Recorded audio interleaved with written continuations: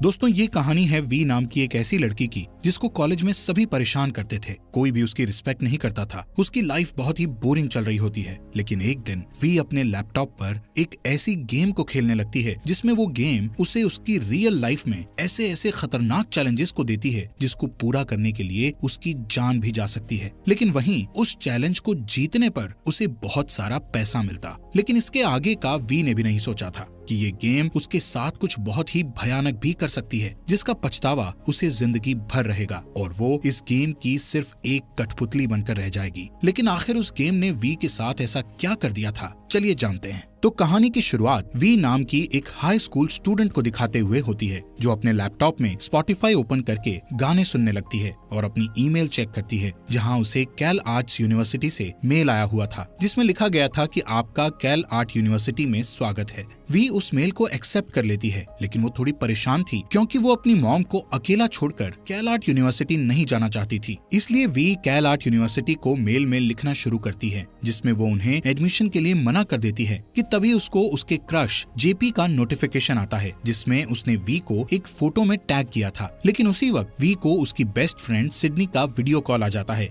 We Sydney को कैल art university के mail के बारे में बताती है। वहीं सिडनी वी की इस बात को इग्नोर करके उसे एक नई ऑनलाइन गेम नर्व के बारे में बताने लगती है। सिडनी नर्व गेम को ऑन कर देती है, जहां गेम एक रोबोटिक वॉइस में स्टार्ट हो जाता है, जिसमें बताया जाता है कि ये गेम ट्रूथ और डेयर की तरह है। इस गेम को कोई भी प्लेयर बनकर या वॉचर बनकर दोनों ही तरीकों से खेल सकता है। सिडनी वी को बताती है कि मैं खुद इस गेम का हिस्सा हूँ और इस गेम को प्लेयर बनकर खेल रही हूँ। वो कहती है कि ये गेम सच में बहुत ही ज्यादा अच्छी है, लेकिन वी को ये गेम कुछ खास पसंद नहीं आती। थोड़ी देर बाद वी किचन में अपनी मॉम नैन्सी के पास जाकर उनसे अपनी यूनिवर्सिटी के बारे में बात करती है, लेकिन वी अपनी मॉम को कैल आर्ट्स यूनिवर्सिटी के बारे में नहीं बताती, क्योंकि वी अभी तक यही सोच रही थी कि वो यहीं अपनी मॉम के साथ रहकर ही अपनी पढ़ाई पूरी करेगी। वी अपनी मॉम को कहती है कि आप माइक के कमरे को रेंट पर क्यों नहीं दे देती, इससे हमें कुछ पैसे मिल जाया करेंगे जो हमें काम आया करेंगे। लेकिन इस बात से नैन्सी बहुत गुस्सा हो जाती है और उसे कहती है कि मैं ऐसा कभी भी नहीं करूंगी। दरअसल माइक वी का छोटा भाई था, जिसकी 2 साल पहले डेथ हो गई थी। वी अपनी स्टडी के साथ साथ एक फोटोग्राफर भी थी, इसलिए वो स्कूल के फुटबॉल मैच में स्कूल के न्यूज़पेपर के लिए फोटो लेने जाती है। वहीं उसकी दोस्त सिडनी चीयरलीडर थी। सिडनी फुटबॉल मैच शुरू होने से पहले अपनी एक दोस्त को अपना फोन पकड़ाते हुए उसे नर्व गेम के लिए एक वीडियो बनाने के लिए कहती है, जहां उसे व्यूअर्स द्वारा एक डेयर मिला था, जिसमें उसे चलते मैच के दौरान अपनी एक नेकेड फोटो नर्व पर अपलोड करनी थी। और जब सिडनी अपना ये डेयर पूरा करती है तो ये देखकर हर कोई शॉक्ड रह जाता है।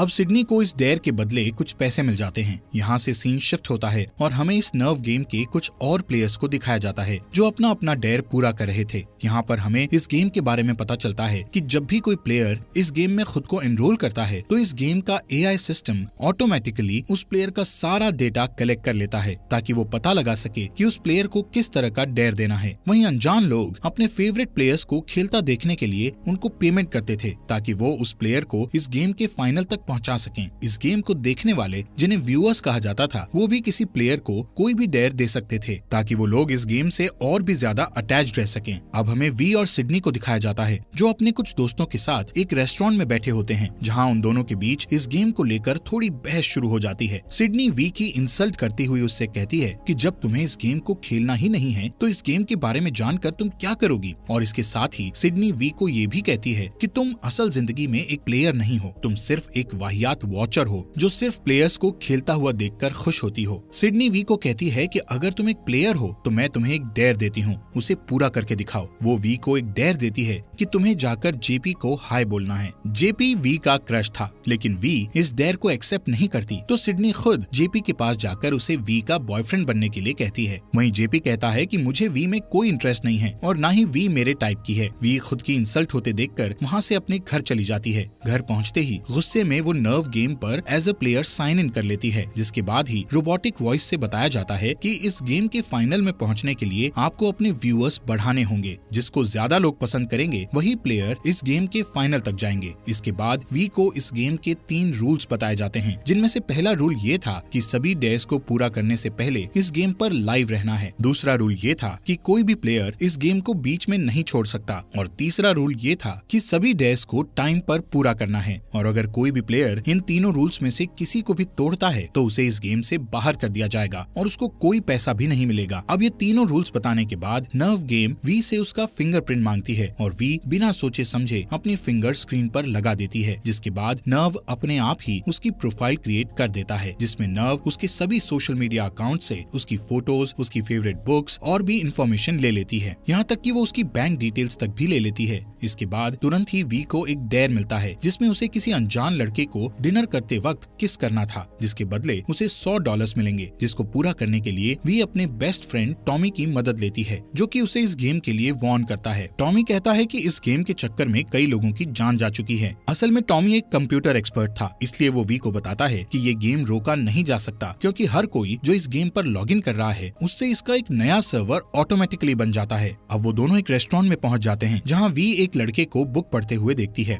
वी यहाँ पर नर्वस हो रही थी, लेकिन उसे कैसे भी करके ये डेयर कंप्लीट तो करना ही था, जिसके लिए वो उस लड़के के पास जाती है और टॉमी को फोन पर नर्व लाइव करने को कहती है और उस लड़के को किस करके अपना ये फर्स्ट डेयर कंप्लीट कर लेती है, जिसके बाद वो उससे दूर भागकर छुपने लगती है, जहाँ उसके साथ टॉमी को भी छुपना पड़ता है, क्योंकि वो इस डेयर को शूट कर रहा था। कुछ देर बाद वो दोनों देखते हैं कि वो लड़का वहाँ से चला गया है, लेकिन अगले ही मिनट वी और टॉमी उस लड़के को डांस करता देखते हैं। वी टॉमी से कहती है कि वो भी उसके साथ जाकर डांस करेगी, लेकिन टॉमी उसे मना करते हुए कहता है कि ये सब सिर्फ एक गेम का पार्ट है। वो लड़का जिसका नाम इयान था, वो भी इस गेम को खेल रहा था और उसे ये डर मिला था कि उसे रेस्टोरेंट में सबके सामने टेबल पर खड़े होकर डांस करना है, जिसे उसने पूरा कर लिया था। अब इयान टॉमी के पास आकर बैठ जाता है। तभी इयान और वी के पास सेम डेयर आता है, जिसमें उन दोनों को एक साथ बाइक पर घूमना था, जिसके बदले उन्हें $200 मिलेंगे। पहले तो वी इस डेयर के लिए मना कर देती है, लेकिन उसे मन ही मन इयान अच्छा लगता है, इसलिए वो उसके साथ डेयर को कंप्लीट करने जाने का डिसाइड करती है। वी इयान की बाइक पर बैठती है और वो दोनों शहर में घूमने निकल जाते हैं। इसी दौरान वहीं सिडनी ने भी एक और डेयर कंप्लीट कर लिया था, जिसमें उसे लोगों के पास जाकर फाट करना था। सिडनी इस गेम को काफी एंजॉय कर रही थी, जब तक कि इस गेम में वी नहीं आई थी, क्योंकि वी बहुत तेजी से अपने वॉचर्स गेन कर रही थी। वहीं दूसरी ओर वी इयान के साथ काफी खुश थी, क्योंकि उन दोनों ने ही इस डेयर को भी कंप्लीट कर लिया था। अब जैसे ही इयान वहाँ से चला जाता है, तो वी के पास एक और डेयर आता है, जिसमें उसे किसी एक्सपेंसिव स्टोर पर जाकर वहाँ की सबसे एक्सपेंसिव ड्रेस ट्राई करनी थी, जिसके लिए उसे $500 मिलेंगे। वहीं वी की मॉम नैन्सी बहुत कंफ्यूज थी कि वी के बैंक अकाउंट में इतने सारे पैसे कहाँ से आ रहे हैं, क्योंकि वी और उसकी मॉम का बैंक अकाउंट जॉइंट था। उधर टॉमी जो वी को प्यार करता था, इसलिए वो वी को लेकर काफी चिंतित था, इसलिए वो एक वॉचर बनकर इस गेम को साइन अप करके वी को देखना शुरू करता है। वहीं वी एक एक्सपेंसिव स्टोर में एक एक्सपेंसिव ड्रेस ट्राई कर रही थी कि तभी इयान वहाँ आ जाता है, जिसको सेम यही चैलेंज मिला था, ताकि वो दोनों साथ में और टाइम बिता सकें। जब वो लोग कपड़े पहने हुए एंजॉय कर रहे थे कि तभी टाई नाम के एक प्लेयर को चेंजिंग रूम से उनके कपड़े चुराने का डेयर मिलता है, जिसको वो कंप्लीट कर देता है। वहीं वी और इयान नोटिस करते हैं कि उनके कपड़े गायब हैं। अब जो ड्रेस वी पहने हुए थी वो $2000 से भी ज्यादा की थी, इसलिए वो घबराने लगती है, क्योंकि इतनी महंगी ड्रेस वो अफोर्ड नहीं कर सकती थी। उन्हें कुछ समझ नहीं आता कि अब वो क्या करें कि उसी समय उन दोनों के पास एक और डेयर आता है $2500 के लिए, कि उन दोनों को 2 मिनट के अंदर उस स्टोर से बाहर आना है। इयान वी से कहता है कि अब क्योंकि हमारे पुराने कपड़े तो गायब हो गए हैं और ये नए कपड़े खरीदने के लिए हमारे पास पैसे नहीं हैं, इसलिए अब हमें यहाँ से बिना पे किए ही भागना पड़ेगा। लेकिन तभी वी के दिमाग में एक आइडिया आता है। वो देखती है कि डेयर खत्म होने में ज्यादा समय नहीं है और ये कपड़े पहनकर बाहर नहीं जा सकते, इसलिए वो दोनों अंडरवेयर में ही वहाँ से भाग जाते हैं। जैसे ही वो स्टोर से बाहर अपनी बाइक के पास आते हैं, तो वहाँ उन्हें वही एक्सपेंसिव कपड़े एक बैग में रखे मिलते हैं, वो भी उन कपड़ों की रिसीट के साथ। वहीं टॉमी अभी भी वी को लेकर काफी स्ट्रेस में था, इसलिए वो सिडनी को फोन करके वी के बारे में बात करता है। सिडनी को पता चलता है कि वी भी नर्व गेम को खेल रही है, और इतना ही नहीं, सिडनी वी को नर्व की टॉप 10 लिस्ट में देखकर बहुत जेलस फील करती है। वहीं टॉमी अपने हैकर दोस्त से कांटेक्ट करता है, ताकि वो अरूबा नाम की एक हैकिंग वेबसाइट का इस्तेमाल करके नर्व गेम का पास की निकाल सके और उसके जरिए वो इयान और इस नर्व गेम की सीक्रेट जानकारी हासिल कर पाए। तभी टॉमी को डार्क वेब से पता चलता है कि इयान इस गेम का एक सीनियर प्लेयर है, जो पिछली बार खेलने के बाद अचानक से गायब हो गया था। वो इसके बारे में वी को कॉल करके बताने की कोशिश करता है, लेकिन वहीं इसी दौरान वी को एक और नया डेयर मिलता है, जिसमें उसे इयान का बताया हुआ टैटू अपनी बॉडी पर करवाना था। इयान का बताया हुआ टैटू करवाने से वो दोनों एक दूसरे के और क्लोज आ रहे थे। वहीं उन दोनों को एक साथ देखना बाकी वॉचर्स को काफी पसंद आ रहा था, ताकि वो लोग उन्हें और चैलेंजेस दे सकें। लेकिन इस बार उनको बहुत खतरनाक डेयर मिलता है, जिसमें इयान को न्यूयॉर्क में 60 माइल्स पर आवर की बेहद तेज स्पीड में आंखों पर पट्टी बांधकर और वी को पीछे बैठाकर राइड करनी थी और उसके पीछे बैठी वी ही उसे रास्ता बताएगी। इस डेयर का उन्हें $10,000 मिलेगा अगर वो इस डेयर को कंप्लीट कर पाए।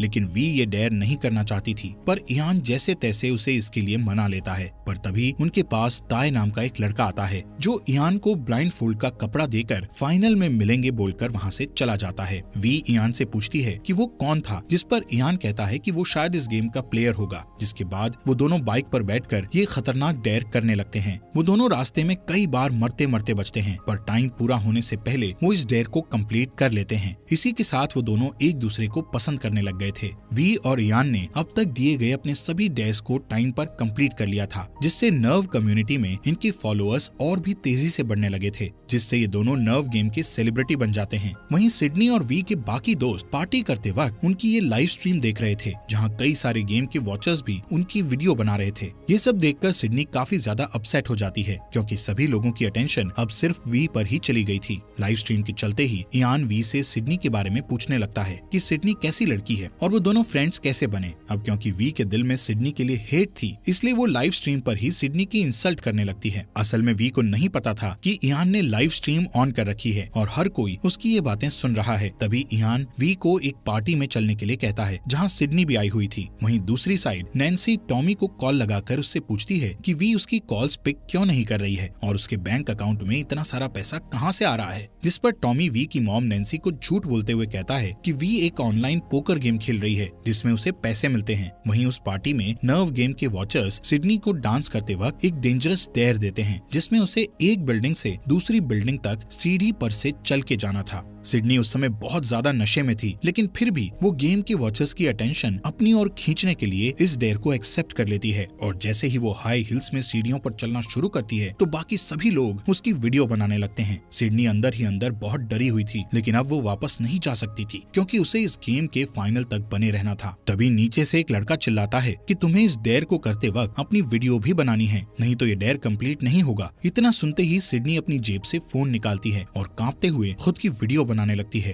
तभी नीचे खड़े कुछ लोग आपस में बहस करने लगते हैं कि सिडनी को वीडियो बनानी चाहिए या नहीं, जिससे सिडनी का ध्यान भटक जाता है और वो उन लोगों को कहती है कि तुम सब शांत हो जाओ और मुझे मेरा डेयर पूरा करने दो। लेकिन अगले ही कदम में उसका पैर सीढ़ी से फिसलने की वजह से उसका फोन नीचे जमीन पर गिर जाता है कि तभी नर्व गेम उसे बताती है कि उसने इस डेयर को इनकम्प्लीट छोड़ दिया है, जिस वजह से उसे गेम के बाहर निकाला जा रहा है। इसके बाद हम देखते हैं कि और भी कई सारे प्लेयर्स इस खतरनाक डेयर में फेल हो रहे हैं। वहीं टाई ट्रेन की पटरियों पर लेटा हुआ था, जबकि ट्रेन उसके ऊपर से गुजर जाती है, जिससे वो भी इस खतरनाक डेयर को कंप्लीट कर लेता है। उधर वी और इयान न्यूयॉर्क से होते हुए उस होटल में जाते हैं जहां पार्टी चल रही थी और जैसे ही वो उस पार्टी में एंटर करते हैं तो वहां मौजूद सभी लोग उनकी फोटोज और वीडियोस बनाने लगते हैं जैसे कि वो दोनों कोई मशहूर सेलिब्रिटी हों। कि तभी वहां वी को टॉमी दिखता है जो कि उससे नाराज था। वी को वहां पता चलता है कि सिडनी को इस गेम से बाहर कर दिया गया है, जिससे वो तुरंत उससे मिलने उसके रूम में जाती है, जहां वो सिडनी को उसके क्रश जेपी के साथ एंजॉय करता देखती है। इसके बाद उन दोनों के बीच काफी लंबी बहस होती है, जहां सिडनी वी के मरे हुए भाई के बारे में भी अनाप शनाप बोलती है। जब वो बहस कर रहे होते हैं तभी वी के पास एक डेयर आता है, वो भी $15,000 के लिए, जिसमें उसे भी एक बिल्डिंग से दूसरी बिल्डिंग तक सीढ़ी पर चलकर जाना था, जिसके लिए वी तुरंत सीढ़ी पर चलने के लिए रेडी हो जाती है ताकि वो इस डेयर को कंप्लीट करके सिडनी को नीचा दिखा सके। जिसके बाद वो फटाफट उस डेयर को कंप्लीट कर देती है, जिसके तुरंत बाद वी को नोटिफिकेशन आती है कि अब वो नर्व की फर्स्ट पोजीशन पर है। इसके बाद वो टॉमी से मिलती है जो उसे बताता है कि इयान ने तुम्हारे और सिडनी के बीच जानबूझकर लड़ाई करवाई है, क्योंकि उसे ये डेयर मिला था जिसमें उसे तुम दोनों को आपस में लड़वाना था और इसीलिए वो जानबूझकर यहाँ इस पार्टी में लेकर आया है। वी अब इयान की इस करतूत से बहुत गुस्सा थी, इसलिए वो उससे इस बारे में पूछती है कि उसने ऐसा क्यों किया। इयान उसे समझाने की कोशिश करता है, लेकिन सबसे पहले वो उसे वॉचर्स से दूर करने के लिए वी को एक लिफ्ट में ले जाता है, क्योंकि उनकी एक एक बात नर्व पर रिकॉर्ड हो रही थी। वी इयान की कोई भी बात नहीं सुनती और वहाँ से बाहर की ओर जाने लगती है और पुलिस से कांटेक्ट करने की कोशिश करती है, लेकिन इयान उसे ये कहते हुए रोकने की कोशिश करता है कि ऐसा करने से इस गेम के रूल्स टूट जाएंगे और तुम बहुत बड़ी मुसीबत में फंस सकती हो। वी एक पुलिस ऑफिसर को ढूंढकर उसे इस गेम के बारे में सब कुछ बताना शुरू करती है, लेकिन जैसे ही वो अपनी बातें उससे बताना शुरू करती है तो वहीं दूसरी साइड उसी समय उसकी मॉम नैन्सी देखती है कि वी के बैंक अकाउंट से सारे पैसे उड़ चुके हैं। जिसके बाद वो वी को कॉल करके पूछती है, जिस पर वी उसे बताती है कि मैं काफी समय से नर्व नाम की एक गेम खेल रही थी जिसमें जीतने पर मुझे काफी सारे पैसे मिल रहे थे, लेकिन अब मैंने इस गेम का रूल तोड़ दिया है, जिस कारण नर्व गेम ने पनिशमेंट के तौर पर मेरे बैंक अकाउंट से सारे पैसे चुरा लिए हैं। तभी वी के पास टाई आता है और वो उससे सॉरी बोलकर उसके मुंह पर पंच मारकर उसे बेहोश कर देता है, क्योंकि उसे ये डेयर मिला था। इसके कुछ देर बाद जब वी को होश आता है तो वो खुद को एक कंटेनर में पाती है, जहाँ एक कंप्यूटर से उसे रोबोटिक वॉइस आती है कि अब वो इस गेम में कैद हो चुकी है और गेम की इस कैद से बाहर निकलने के लिए उसे इस गेम के फाइनल में जीतना पड़ेगा। रोबोटिक वॉइस उसे ये भी कहती है कि उसे सबसे पहले फेरी तक पहुंचना होगा। अब जैसे ही वी कंटेनर से बाहर निकलती है तो वहाँ इयान उसे ढूंढता हुआ मिलता है। वो उसे बताता है कि उसने और टाई ने इस गेम को पिछले साल अपने एक दोस्त रॉबी के साथ भी खेला था, जिसमें उन तीनों को शहर की सबसे ऊंची बिल्डिंग के हैंगर पर एक हाथ से लटकने का डेयर मिला था, जिसे करते वक्त रॉबी का हाथ फिसल गया था और वो मारा गया। जिसके बाद मैंने और टाई ने पुलिस को इस बारे में बताने की कोशिश की, लेकिन किसी ने भी हमारी बात को सीरियसली नहीं लिया। अब क्योंकि हमने भी तुम्हारी तरह इस गेम का रूल तोड़ा था, इसलिए इस गेम ने हमारी लाइफ पूरी तरह से खराब कर दी। इयान वी को ये भी बताता है कि इस गेम ने मुझे और टाई को कुछ दिनों तक एक कंटेनर में ही कैद रखा था और हमारे परिवार के बैंक अकाउंट्स में से सारा पैसा निकाल लिया। वो बताता है कि अब मुझे और टाई को फाइनल जीतना ही है, जिसके बाद ही हम इस गेम से बाहर निकल पाएंगे और अपनी नॉर्मल लाइफ जी पाएंगे। दोस्तों, यहाँ हमें पता चलता है कि नर्व गेम में एक थर्ड टाइप की कैटेगरी भी है, जिन्हें प्रिजनर कहा जाता था, मतलब जिन्होंने इस गेम का कोई न कोई रूल तोड़ा था और उन्हें इस गेम से आजाद होने के लिए फाइनल में जीतना होता था। इयान वी को कहता है कि टाई कैसे भी करके इस गेम की कैद से बाहर निकलना चाहता है, जिसके लिए वो इस गेम को जीतने के लिए कुछ भी कर सकता है। लेकिन तभी इयान वी को कहता है कि लेकिन मैं तुम्हारी मदद करना चाहता हूँ, जिसके लिए मैंने इस गेम के वॉचर्स के साथ एक एग्रीमेंट साइन किया है, जिसमें मैंने उन लोगों से कहा है कि वो लोग टाई को डिफिकल्ट चैलेंजेस दें ताकि मैं टाई को हरा सकूं और फाइनल में सिर्फ हम दोनों ही पहुंच सकें, जहां मैं तुम्हें जीतने दूंगा, जिसके बाद तुम अपनी नॉर्मल लाइफ जी सकोगी। लेकिन वी को इयान की इन बातों पर बिल्कुल भी विश्वास नहीं होता और उसके वहां से जाने के बाद वी टॉमी से कांटेक्ट करके उसकी मदद मांगती है। कुछ देर बाद टॉमी सिडनी के साथ उसके पास आता है और वी से नाराज होने के लिए उससे माफी मांगता है, जिससे तीनों अब एक दूसरे को माफ कर देते हैं। वी उन दोनों को अपना प्लान समझाती है कि मैं चाहती हूँ कि टॉमी अपने हैकर दोस्त की मदद से इस नर्व गेम का कोड, जो कि ओपन सोर्स है, उसे चेंज कर दे, जिससे इस गेम के सभी वॉचर्स की आइडेंटिटीज रिवील हो जाएंगी और वो सभी लोग इस गेम को हमेशा के लिए लॉग आउट कर देंगे, जिससे ये गेम परमानेंट बंद हो जाएगा। इसके बाद वी फेरी तक पहुंच जाती है, जहां वी को एक पेपर बैग मिलता है जिसमें एक गन के साथ फाइनल राउंड में पहुंचने की एंट्रेंस टिकट भी थी। वहीं इयान को डेयर मिलता है कि उसे एक बहुत ऊंची बिल्डिंग पर चढ़कर एक क्रेन पर एक हाथ से 5 सेकंड तक लटकना है, जिसे वो पूरा कर देता है और फाइनल राउंड में पहुंच जाता है, जिसके लिए उसे एक ड्रोन की हेल्प से बताया जाता है कि तुम्हें फाइनल में एक ट्रेन से जाना है। ट्रेन में पहुंचने पर इयान को उस गेम के कुछ मास्क्ड वॉचर्स एक लोडेड गन देकर फाइनल डेस्टिनेशन तक जाने को कहते हैं। इसी दौरान नैन्सी को इस गेम के बारे में पता चल जाता है और वो भी इस गेम की लाइव स्ट्रीम देखकर घबराती हुई टॉमी को कॉल करती है, जिससे टॉमी उसे अपने हैकर दोस्त के अड्डे पर आने को कहता है। वहीं वी उस स्टेडियम में पहुंच जाती है जहां पर फाइनल खेला जाना था। वो स्टेडियम बहुत सारे दर्शकों से भरा पड़ा था जिन्होंने मास्क लगाया हुआ था। उसी टाइम इयान भी वहां आ जाता है और तब उन दोनों को फाइनल डेयर बताया जाता है कि तुम दोनों को एक दूसरे को गोली मारनी है और जिसने सबसे पहले गोली मारी वो इस गेम को जीत जाएगा। इयान वी को उसे शूट करने को कहता है, लेकिन वी उसे शूट नहीं कर पाती, जिस वजह से ये फाइनल डेयर उन दोनों में से कोई भी नहीं जीतता। वहीं नैन्सी टॉमी के पास आ जाती है। टॉमी अपने हैकर दोस्तों के साथ मिलकर इस गेम के कोड को बदलने और गेम के वॉचर्स की आइडेंटिटी को रिवील करने की कोशिश कर रहा था, लेकिन उन्हें ऐसा करने में काफी ज्यादा मुश्किल हो रही थी क्योंकि गेम के बहुत सारे बॉट्स उन्हें ब्लॉक कर रहे थे। उधर स्टेडियम में टाई एक गन लेकर आता है और इस गेम को जीतने के लिए इयान को गोली मारने ही वाला होता है कि तभी वी इयान को बचाने के लिए उसके सामने आकर खड़ी हो जाती है और जोर जोर से चिल्लाकर गेम के वॉचर्स को कहती है कि क्या तुम सब सच में अपने मनोरंजन के लिए किसी को मरता देखना चाहते हो, जिसके जवाब में सभी वॉचर्स हाँ कहते हैं। इसलिए वी टाई को अपना एक डेयर देती हुई कहती है कि अगर तुम में हिम्मत है तो तुम मुझे शूट करके दिखाओ, जिससे टाई वॉचर्स से पूछता है कि क्या मैं वी को शूट कर दूं, जिस पर सभी वॉचर्स जोर जोर से हाँ चिल्लाने लगते हैं। तभी सभी वॉचर्स के अपने अपने फोन पर वोटिंग का ऑप्शन शुरू हो जाता है, जिसमें उन्हें येस और नो में से किसी एक को चुनना था और अब ज्यादातर वॉचर्स का जवाब येस था, इसलिए टाई वी पर गोली चला देता है। वहीं इस लाइव स्ट्रीम को वी की मॉम टॉमी और सिडनी के साथ देख रही थी। उधर स्टेडियम में इयान वी वी के पास जाता है जो कि पूरी तरह खून से लथपथ थी कि तभी अचानक टॉमी अपने हैकर दोस्तों के साथ इस नर्व गेम को हैक करने में कामयाब हो जाता है और गेम का कोड बदल देता है, जिससे एक एक करके सभी गेम वॉचर्स की आइडेंटिटी रिवील होने लगती है। और तभी वॉचर्स के पास मैसेज आता है कि वो लोग वी के मर्डरर हैं, क्योंकि उन्होंने ही वी को गोली मारने के लिए टाई को यस कहा था। अब ये देखकर सभी वॉचर्स बहुत ज्यादा घबरा जाते हैं और जल्दी से इस गेम को साइन आउट करके स्टेडियम से भाग जाते हैं। वहीं जैसे ही टाई वी के पास जाता है तो इयान गुस्से में टाई पर गोली चलाने लगता है, लेकिन तभी वी होश में आ जाती है और इयान को रोक लेती है। तब टाई इयान को बताता है कि ये सब वी का ही प्लान था, झूठ मूठ में सभी वॉचर्स के सामने मरने का। वो बताता है कि मुझे सिडनी ने फाइनल राउंड से पहले फोन करके वी के इस प्लान के बारे में सब बता दिया था कि मैं वी को सभी वॉचर्स से पूछकर सबके सामने नकली गोली मारूं, जिससे टॉमी के हैकर दोस्तों ने इस गेम के सिस्टम को हैक करके सभी वॉचर्स के फोन पर यस और नो को डिस्प्ले किया। और फिर जैसे ही उन्होंने यस पर क्लिक किया तो उनकी आइडेंटिटी रिवील हो गई और डर के मारे उन्होंने इस गेम को साइन आउट कर दिया और इस तरह ये नर्व गेम परमानेंटली क्लोज हो चुकी है। इसी के साथ ये मूवी यहीं पर खत्म हो जाती है। दोस्तों, हमारे फॉक्स एक्सप्लेनर हिंदी चैनल को सब्सक्राइब करना मत भूलना।